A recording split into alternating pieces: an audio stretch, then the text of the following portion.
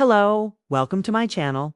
I'm one of the creators, and today we have a very special treat for you. We've teamed up with a popular creator and his team to bring you a brand new campfire story called Offline After Dark.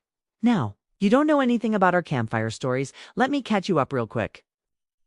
We like to tell scary stories around a virtual campfire, because it's hard to get scared when there's nothing around you in the dark.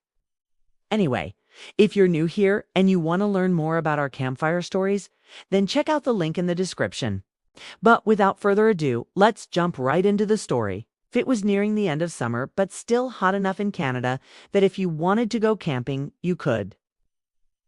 It was during this time a group of friends decided that they would spend the last hurrah of the summer on a camping trip. The group consisted of 4 friends: Alex, Josh, Emily, and Sam.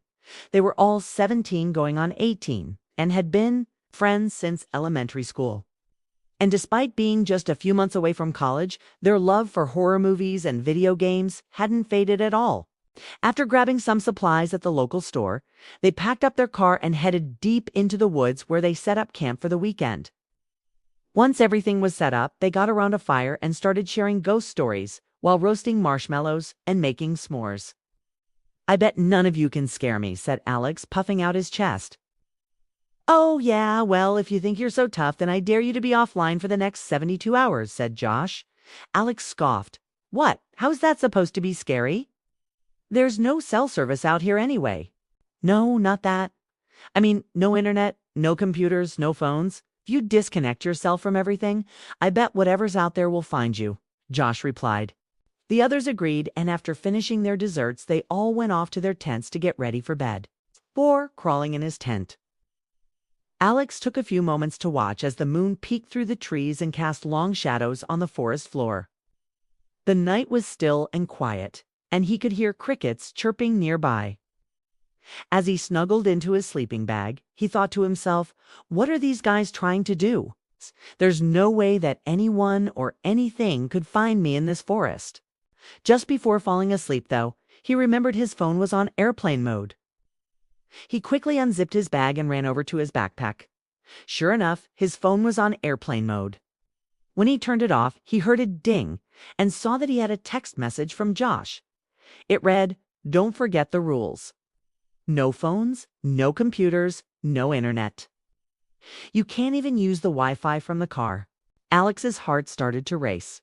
Had he been too cocky? Was Josh messing with him? What if something did come after him?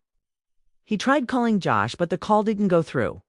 Then he tried texting, but his message wouldn't send. Frustrated, he threw his phone back into his bag and laid down. He was about to fall back asleep when he heard footsteps near his tent. He zipped open the tent flap and saw that there was nothing there. Had he imagined it? Shaking off the thought, he crawled back into his tent and fell asleep. In the morning, Alex woke up to birds chirping and sunlight streaming through the tent. He unzipped the tent flap and yawned as he looked out at the beautiful morning. But his smile quickly faded when he remembered the dare. He pulled his phone out of his bag and tried to turn it on, but it was dead. "Guys, I think I need to head home," he said as he walked over to the car to try to charge his phone. "What? Why?" asked Sam, who had already woken up. "My phone's dead and I can't get any service out here." "I'm starting to get worried," Alex said. "Dude, it's just a dare." "Don't be a chicken," teased Josh. "Well, I don't care anymore. I'm getting out of here," Alex replied. As Alex packed up his things, Josh stopped him. "Listen, man, I'm sorry that I messed with you, but I didn't think it would be a big deal. Let's just forget about it and enjoy the rest of our weekend," he said. "Okay, I guess. But I need to charge my phone." "Maybe if we drive to the top of that hill, I'll get a signal," Alex suggested. They all piled into the car and drove to the top of the hill, but Alex's phone still showed no signal bars. Feeling helpless, they decided to head home. As they approached the main road, they realized that they had left their gate to the campground open. "Oh my God, what if something got out?" asked Sam. "Don't worry, it's probably fine," said Josh, trying to reassure her. They all piled out of the car and walked toward their gate. Just as they reached it, though, they heard a loud bang in the forest. All 4 of them froze and stared at each other. Who or what was out there? They didn't know. Alex wanted to run to the car and lock himself inside, but his legs felt weak and heavy, like he'd been shot full of tranquilizers. He couldn't move. Suddenly, a loud crash echoed through the forest, followed by heavy footsteps. Panicked, Alex bolted for the car. The others did the same. They could hear whatever was out there moving fast, toward them, crashing through the underbrush. Alex fumbled with his keys, but couldn't get them to work. He pounded on the roof of the car, screaming for help. Finally, the door unlocked and he dove inside. He slammed the door shut and rolled up the windows. They were safe, or so he thought. Through the window, Alex saw the thing that had been pursuing them. It looked like a twisted humanoid creature made out of the trees themselves. Its limbs were gnarled branches, and its eyes glowed an eerie green in the twilight. It let out a deafening roar that seemed to shake the ground beneath them.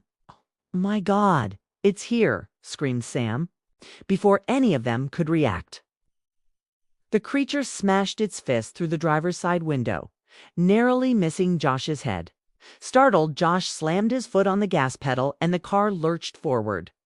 The creature screeched and hopped out of the way just as the car sped past. "It can't hurt us now," said Emily, wiping tears from her face. But Alex knew better.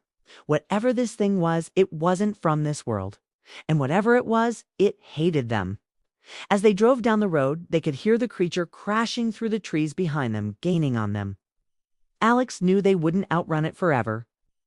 So he looked back to see if he could spot another road or maybe a house where they could hide. But all he saw was more trees and more darkness. With their headlights, they finally spotted a house in the distance. Alex yelled, "There's a house!" and turned the wheel toward it. The creature's roars grew louder, more enraged. It wanted them.